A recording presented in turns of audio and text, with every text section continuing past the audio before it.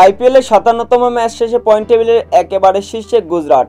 অন্যদিকে কলকাতা কিং রাইডার্সকে সাথে নিয়েই বাদ পড়ল চেন্নাই সুপার কিংস। অন্যদিকে আইপিএল এর ৫৮তম ম্যাচে আজ মাঠে নামতে যাচ্ছে দিল্লি ক্যাপিটালস এবং পাঞ্জাব কিংস।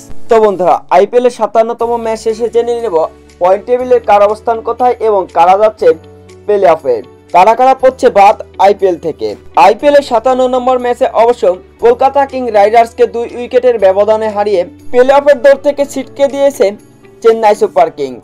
সেই সাথে সাথে তারা নিজেরাও বিদায় নিয়েছে চলতি আইপিএল থেকে।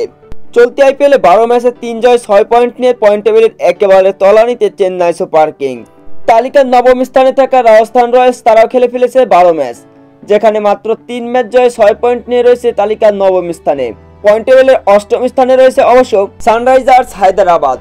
১১ ম্যাচে ৭ পয়েন্ট নিয়ে অবশ্য তারা রয়েছে পয়েন্ট টেবিলের ৮ নম্বর স্থানে। পয়েন্ট টেবিলের অবশ্য ৭ নম্বর স্থানে রয়েছে লখনৌ সুপার জায়ান্টস। চলতি আইপিএলে তারা খেলেছে ১১ ম্যাচ, যেখানে ৫ জয়ে ১০ পয়েন্ট নিয়ে রয়েছে ৭ নম্বর স্থানে। পয়েন্ট টেবিলের অবশ্য ষষ্ঠ স্থান দখল করে নিয়েছে কলকাতা কিং রাইডার্স। ৫ জয়ে ১১ পয়েন্ট নিয়ে রয়েছে পয়েন্ট টেবিলের ষষ্ঠ স্থানে।